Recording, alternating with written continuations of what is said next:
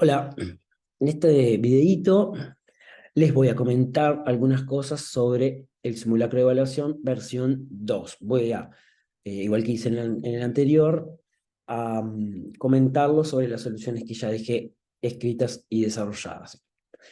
En el ejercicio 1, si lo miramos en globalidad, hay una función de RNR definida por partes, ¿sí? Los apartados A y B tienen que ver con esa función, mientras que el apartado C no tiene nada que ver con esa función, ¿sí? En primer lugar, se nos pide representar gráficamente la función y probar que es biyectiva. Con respecto a la representación gráfica, ustedes fíjense que el dominio, que es todo R, está cortado en cero. Hay una fórmula para la función a la derecha de cero, o sea, para valores mayores que cero, y otra fórmula para valores menores o iguales que cero. ¿Cómo se llega a esta representación gráfica? Se puede hacer en otros ejes, por ejemplo, representar la función x cuadrado, representar la función 2x, ¿tá? Y luego, digamos, en un nuevo eje dibujar un pedazo de cada una. A la derecha dibujo un trozo de parábola, a la izquierda un trozo de una recta. ¿Sí? ¿Cómo probamos que es inyectiva? En primer lugar, para probar que es inyectiva, tendríamos que probar que dos elementos distintos del dominio tienen, bueno, distintas imágenes, o lo que es lo mismo, suponer que f de x y f de y son iguales para llegar a la conclusión que x e y son iguales. Este segundo camino es el que está desarrollado en la solución. Entonces, fíjense que como el dominio está partido, decido hacer, probar la inyectividad en tres partes, perdón. Si x e y en el dominio son ambos positivos, si ambos son menores o iguales que cero, o si es 1 y 1. ¿Sí? Entonces, en el primer caso, asumo que x e y son ambos positivos, y digo, f de x es igual f de y, sí y solo sí, por la definición de la función, x cuadrado e y cuadrado son iguales. Dos cuadrados son iguales cuando, en este caso, x e y coinciden o cuando son opuestos. Pero es imposible que x sea igual a menos y porque tienen igual signo, son ambos positivos. Si fueran opuestos sería uno positivo y uno negativo o al menos los dos cero. Pero esto no puede ser porque son positivos. Por tanto, de todo esto, ¿cuál es la conclusión? Que x e y tienen que ser iguales. Lo mismo si ambos son menores o iguales que cero, que sería el caso que las imágenes se calculan con la fórmula 2x. Entonces, f de x y f de y son iguales y solo si 2x es igual a 2y, o lo que es lo mismo, x es igual a y. Ahí se puede cancelar el 2 de ambos lados. ¿Qué pasa cuando tomo x menor o igual que 0 e y mayor que 0? Decir que f de x y f de y son iguales es lo mismo que decir que 2x es igual a y cuadrado. El 2x, porque el x es menor o igual que 0, ¿sí? Es la imagen del x, y el y cuadrado es la imagen de y por ser mayor que 0. Ahora, observen lo siguiente. Esta igualdad es imposible, porque como x es menor o igual que 0, el 2x, ¿sí? Es menor o igual que 0. ¿Sí? El doble de un número menor o igual que 0 es también menor o igual que 0. Pero el i es positivo, o sea que el cuadrado de i es positivo. ¿Esto qué implica? Que este número menor o igual que 0 y este positivo no pueden ser iguales, ¿sí? Simplemente por los signos. ¿Cómo probamos la sobreyectividad? Tenemos que probar que si tomamos un número del codominio, o sea de R, tiene una preimagen, o sea, que existe un x real, de forma que f de x sea igual a f de y. Entonces, si observamos el signo de la función, eh, tenemos entonces que los valores mayores que 0 tienen, y los x mayores que 0 tienen imágenes mayores que 0, mientras que los x menores o iguales que 0 tienen imágenes menores o iguales que 0. ¿Esto qué implica? Que si tomo un i mayor que 0, puede ser imagen de algún positivo solamente, ¿sí? Por lo que estaba comentando de los signos. Por tanto, decir f de x igual a i es lo mismo que decir que x cuadrado es igual a y. Y si nuestra tarea es, ahí puse mal, no es y igual raíz de x, sino x raíz de y. Y lo voy a corregir en las soluciones. Bien, entonces quiere decir que se encuentra un x, que es raíz de y, que, bueno, eso, que digamos cuya imagen es ese y. Por otro lado, si y es menor o igual que 0, puede ser imagen solamente de un real menor o igual que 0. Por tanto, decir f de x es igual a y es lo mismo que decir 2x es igual a y, por tanto x es y sobre 2. ¿Qué significa? Que la imagen de ese x, o sea, de y sobre 2, es justo ese y que nos tomamos. Quedan cubiertos todos los números reales, y por tanto, todos los números reales tienen una preimagen, al menos una preimagen. Es a partir de esta discusión directamente que se encuentra la fórmula de la inversa, o sea, f a la menos 1. Fíjense que en este caso podríamos decir, con la salvedad que acabo de hacer, que este es x es igual raíz de y, ¿sí? Básicamente sería la imagen de un i positivo es raíz de y, y la imagen de un i menor o igual que 0 es y sobre 2. En general, esto en vez de escribirse con i, se escribe con x, o sea que podemos decir, si x es mayor que 0, su imagen por la inversa es raíz de x, y si x es menor o igual que 0, su imagen por la inversa, por f a la menos 1, es entonces x sobre 2, como queda escrito acá. Básicamente, para escribir la inversa, o para deducir la fórmula de la inversa, esto sale directamente del estudio de la sobreyectividad. Ahora, en este tercer apartado, lo que tienen son dos funciones, una cuadrática y una afín, una de segundo grado y una de primer grado, y lo que se pide es hallar la composición de A con B y de B con A, ¿tá? Y poner un ejemplo donde se muestre que estas dos funciones, las dos composiciones, no son iguales. Básicamente hacemos las dos composiciones, A compuesto con B es lo mismo que hacer A de B de X, o sea, A de 2X más 3, y esto implica poner, digamos, dentro de cada lugar donde dice X en X cuadrado más 1, poner el 2X más 3. Desarrollamos y nos queda 4X cuadrado más 12X más 10. Lo mismo hacemos en el otro sentido. ¿Cómo hacemos para encontrar valores que prueben que estas dos funciones no son iguales? En este caso yo pensé en un valor sencillo, ¿sí? Ya viendo que las dos composiciones son de segundo grado y tienen término independiente distinto, digamos que ese término independiente es la imagen de 0. Por tanto, si sustituyo 0 en esta primera composición, tengo imagen 10. Si sustituyo 0 en la segunda composición, me da imagen 5.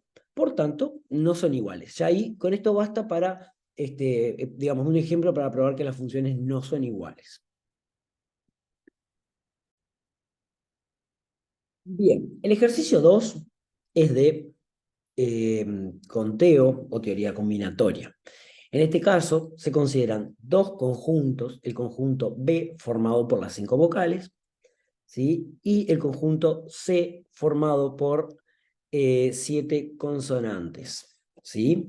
Lo que se intenta en este ejercicio es formar palabras con letras de estos dos conjuntos que tengan o no sentido. Primera aclaración con respecto a esto: como vamos a formar palabras, importa en qué orden las dispongamos. Por tanto, en todos los casos vamos a hablar de arreglos o vamos a usar el principio de la multiplicación, ¿sí? En los apartados que sigue se va a pedir condiciones para las palabras, y nosotros lo que debemos hacer es contar de cuántas formas se pueden formar esas palabras. En el primer caso, se nos pide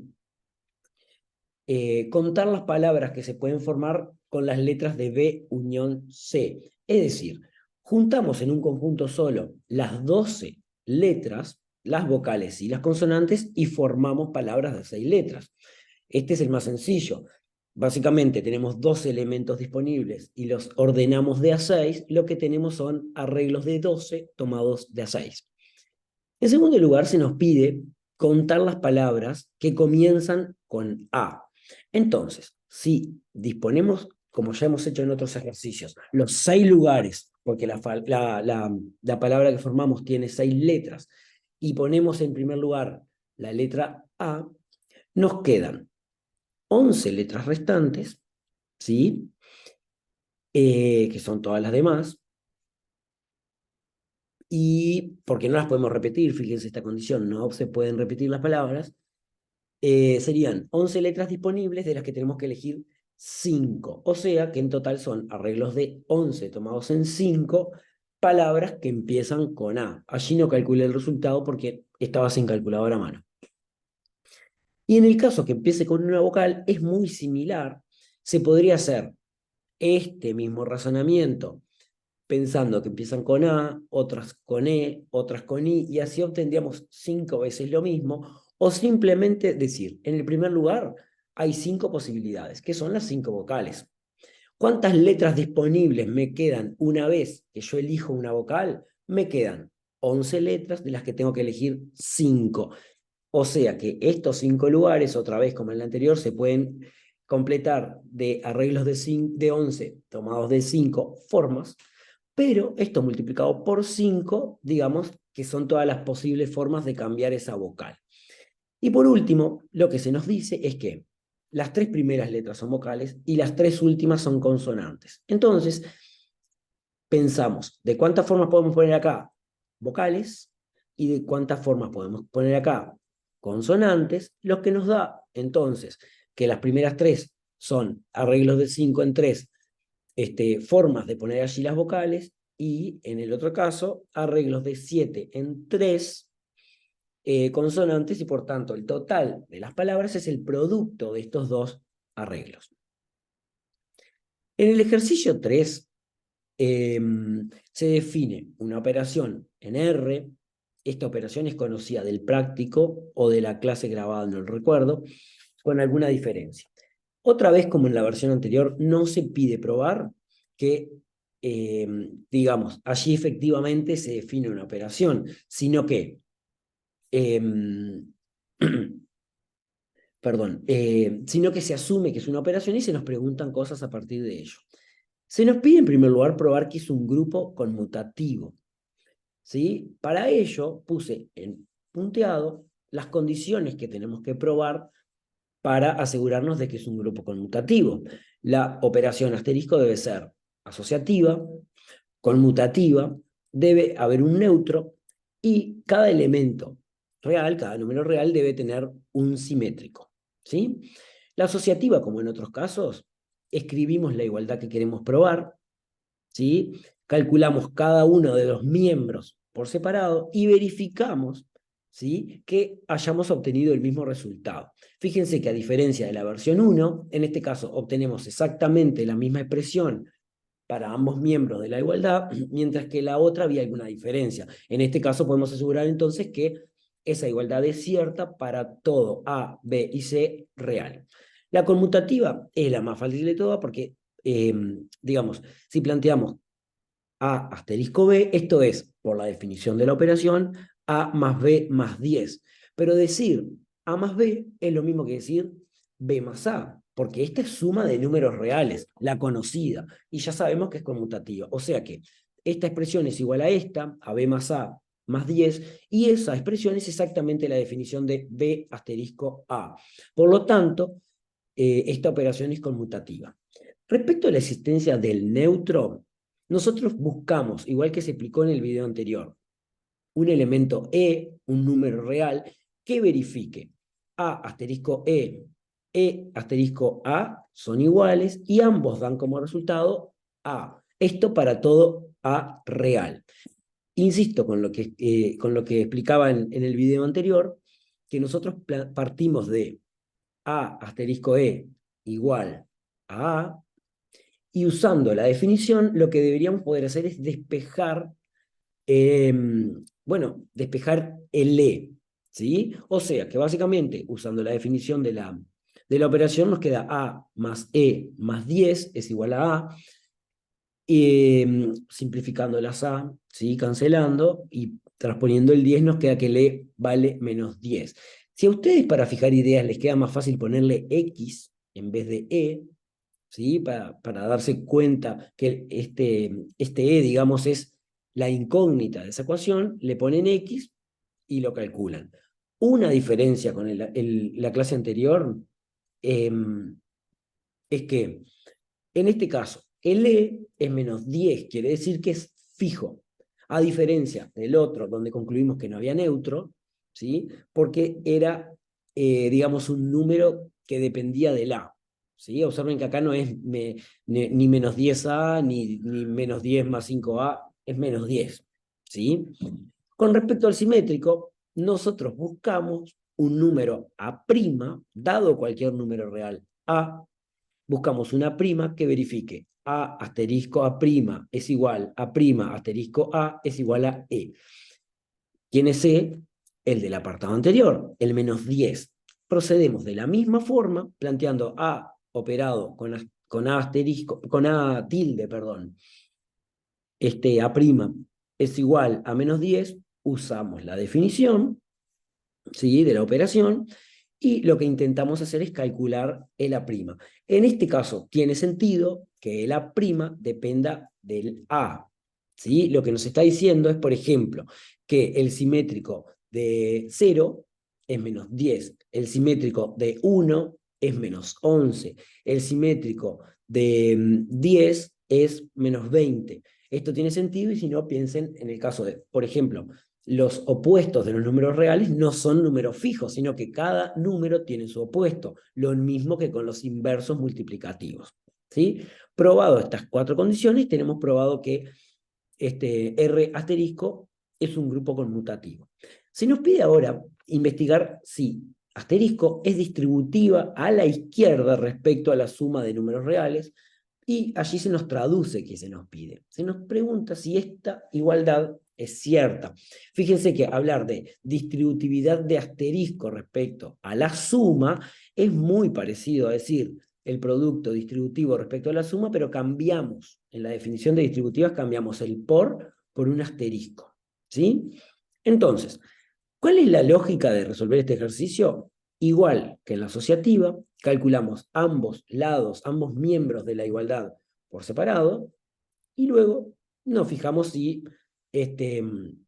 dan lo mismo. ¿Sí? En este caso, calculamos por un lado el miembro de la izquierda, usando la definición, calculamos el miembro de la izquierda utilizando la definición. Tengan cuidado en ese caso, porque en el caso del miembro de la derecha, se hace primero la cuenta, digamos, adentro de los paréntesis, es decir, se calcula A asterisco B, se calcula A asterisco C, y lo que da se suma. Y como estos dos miembros no son iguales, se concluye que no es distributiva a izquierda respecto a la suma. Nada se pide respecto a la distributividad a la derecha, por lo que ese apartado queda resuelto. Y por último, se nos pide resolver una ecuación, ¿sí?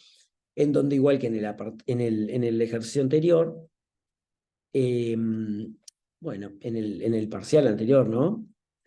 Este, hay que hacer primero la cuenta dentro del paréntesis, o sea, hacer 5 asterisco X, a lo que da hay que operarlo con 2, lo que da lugar a una ecuación de primer grado que tiene solución X igual a menos 17.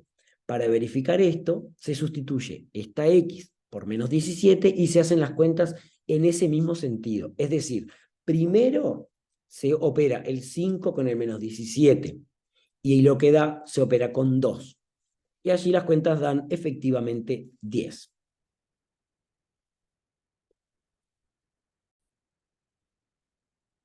Por último, tenemos el ejercicio 4, que consta de dos partes. Otra vez, este ejercicio es el único que tiene que ver con la unidad de números reales. La parte 1, otra vez, es sobre funciones cuadráticas, ¿sí? En este caso se define una familia de funciones cuadráticas dependientes de un parámetro m. Insisto, cada valor que yo le doy a m ¿sí? Me va a dar, digamos, una función distinta, ¿sí? Lo que se nos pide, muy similar a la versión anterior, es, en primer lugar, discutir según el parámetro la existencia de raíces de la función, y en segundo lugar, estudiar el signo en un caso particular que ya lo veremos.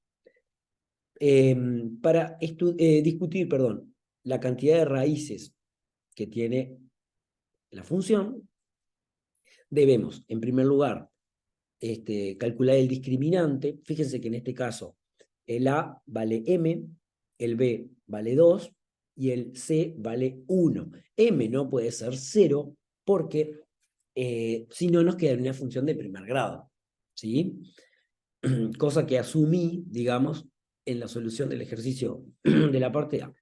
Calculamos el discriminante, o sea, el b cuadrado menos 4c, que nos queda 4 menos 4m, y estudiamos su signo. Recuerden que si el discriminante es positivo, la función tiene dos raíces reales distintas. Si el discriminante vale 0, la función tiene una raíz doble.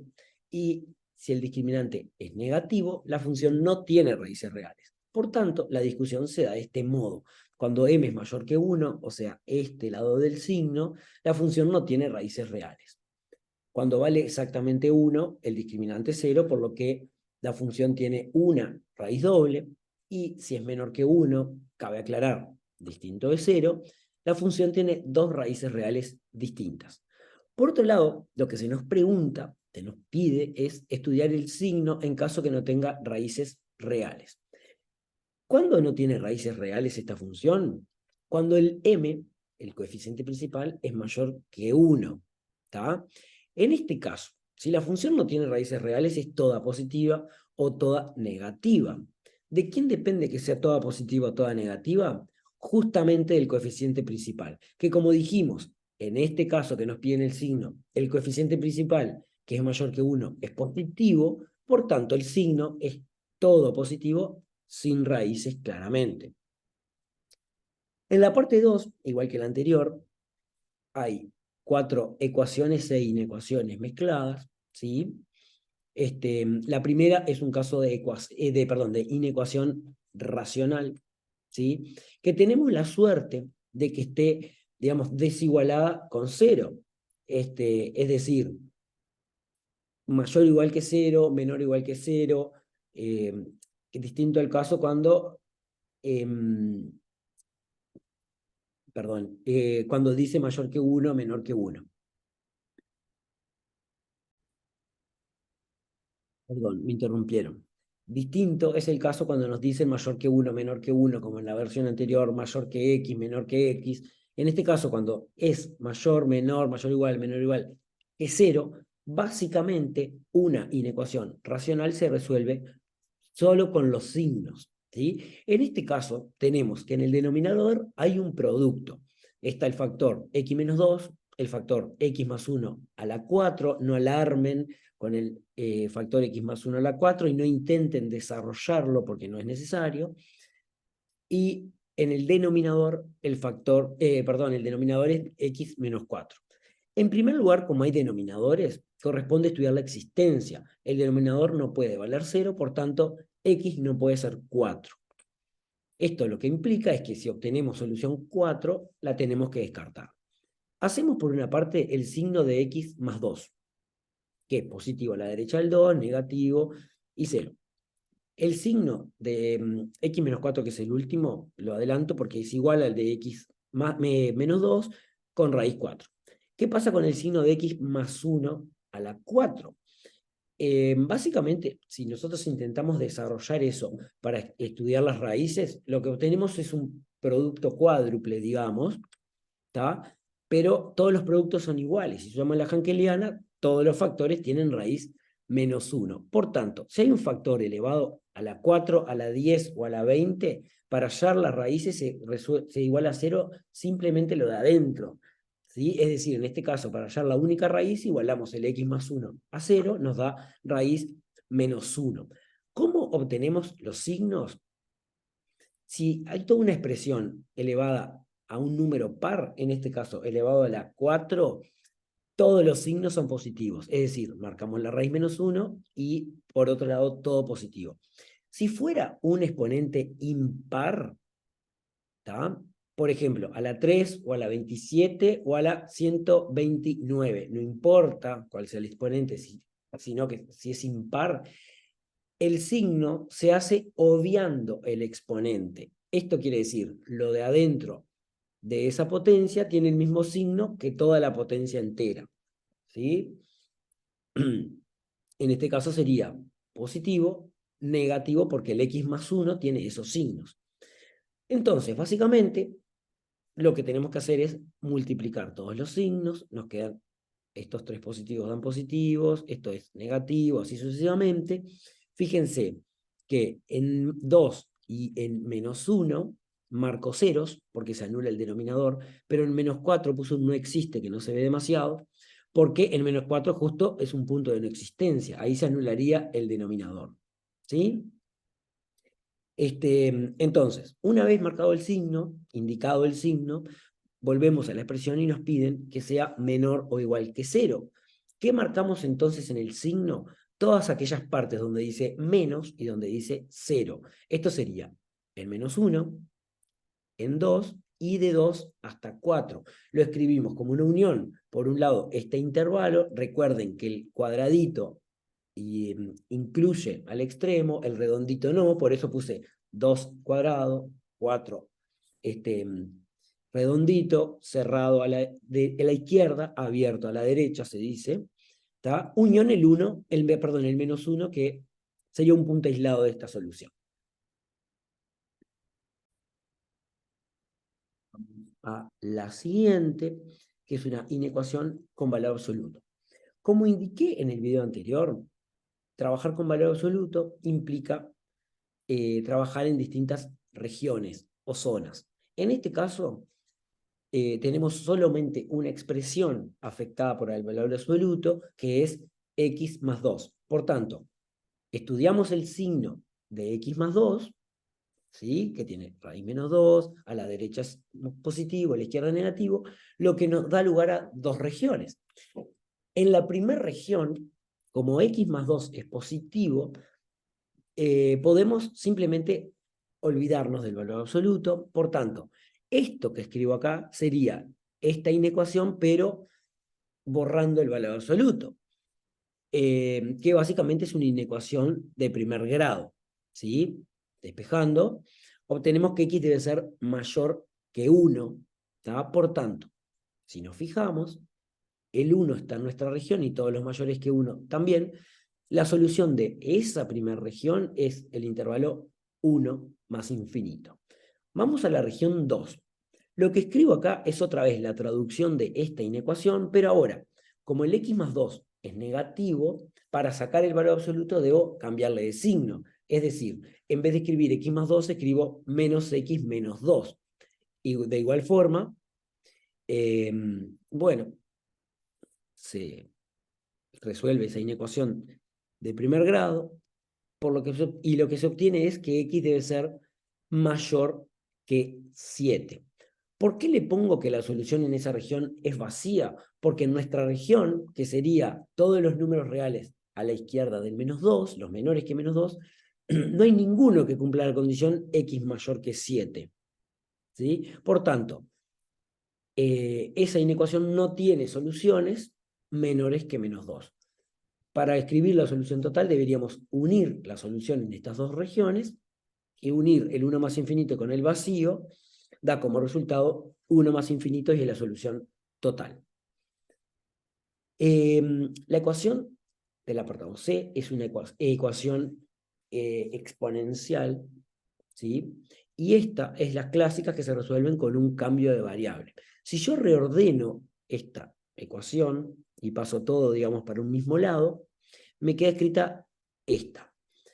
Cabe reconocer acá que hay 1/3 elevado a la x y hay 1/3 elevado a la 2x. El exponente es el doble. Esto nos está indicando que tenemos que hacer un cambio de variable. Si le llamamos sí al 1/3 a la x y, digamos, el 1/3 a la 2x sería lo mismo que decir y cuadrado. ¿Tá? Por tanto, Esta ecuación la reescribimos en vez de en x, en y, con ese cambio de variable, y nos queda 9 cuadrado menos 10y más 1 igual a 0. Esta es una ecuación de segundo grado que ustedes resolverán con la fórmula de Bhaskara o como sea que la resuelven, que arroja valores y igual a 1 e y igual a un noveno. Corresponde, en este caso que hicimos un cambio de variable, deshacer el cambio de variable. Es decir, transformar este y igual a 1 en algo que tenga que ver con x. ¿Tá? Entonces, decir que y vale 1 es equivalente a decir que que un tercio a la x es 1. Y esto vale simplemente cuando x vale 0. Lo mismo con el 1 noveno, y para que un tercio elevado a algo nos dé un noveno, digamos, ese algo, ese x debe ser 2. ¿Tá? Por tanto, desecho el cambio de variable, obtenemos dos soluciones en x que son 0 y 2, por tanto, la solución es el conjunto formado por el 0 y por el 2. Y por último, tenemos una inecuación logarítmica.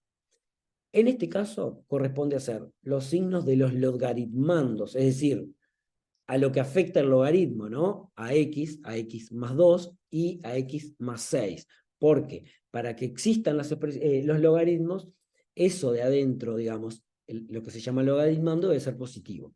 Hacemos los tres signos, ¿sí? Marcamos en rojo, yo lo hago en rojo al menos, las partes positivas, y luego debemos hacer la intersección de estas tres, digamos, zonas, ¿tá? Para que existan simultáneamente las tres. Fíjense que, por ejemplo, en menos 1 existe el segundo logaritmo, porque esto es positivo, esto también, pero no existe el primer logaritmo. O sea que intersectamos, digamos, lo que está pintado repetido, y ese es nuestro dominio. En este caso, R+, o sea, de 0 a más infinito. Si observan, en este caso tenemos tres expresiones logarítmicas con igual base. ¿Sí? Entonces, ¿qué podemos hacer de este lado? En general, la idea en este tipo de inecuaciones es terminar con una inecuación de este tipo, o sea, un logaritmo comparado con otro logaritmo de la misma base, que ahí obvié poner el 0,1. Entonces, este ya es un logaritmo de base 0,1 y debemos transformar esto en un solo logaritmo. El lado izquierdo debemos hacer algo para juntar esos logaritmos. Y resulta que tenemos una propiedad que dice que la suma de dos logaritmos de igual base es igual al logaritmo del producto. En este caso, cambiamos logaritmo de x más logaritmo de x más 2 por el logaritmo de x por x más 2. ¿Sí? Obtenemos acá entonces, digamos, a ambos lados de la desigualdad, dos logaritmos de la misma base. Lo que podemos hacer entonces es deshacernos de los logaritmos y comparar solamente lo de adentro, es decir, el x por x más 2 y el x más 6. Pero ojo, en este caso, como los logaritmos son de base menor que 1, al deshacernos de los logaritmos y comparar los logaritmandos, la desigualdad se da vuelta. Observen que en este caso había una desigualdad mayor y ahora pasó a ser menor. ¿Sí? Que básicamente, y por suerte, nos queda una expresión de segundo grado, ¿tá? Lo que nos está diciendo es, resuelva esto con el signo. Tiene que ser esta expresión de segundo grado menor que 0. Hacemos el signo de esa expresión, que tiene raíces menos 3 y 2, indicamos el más, el menos en cada caso. Fíjense que yo pinté de rojo toda la parte donde dice negativo, porque acá dice menor que 0, pero no podemos escribir, descuidar antes de escribir la solución cuál era nuestro dominio, que era R+. O sea que una vez marcado en rojo la parte que nos sirve, digamos, marco en 0, que es el límite de nuestro dominio, tacho toda la parte negativa, ¿sí? Y lo que sobra, digamos, sería la intersección, ¿no? Lo que no quedó tachado, pero sí pintado de rojo, es el intervalo 0, 2, no incluido el 0, porque el 0 no está tampoco en nuestro dominio.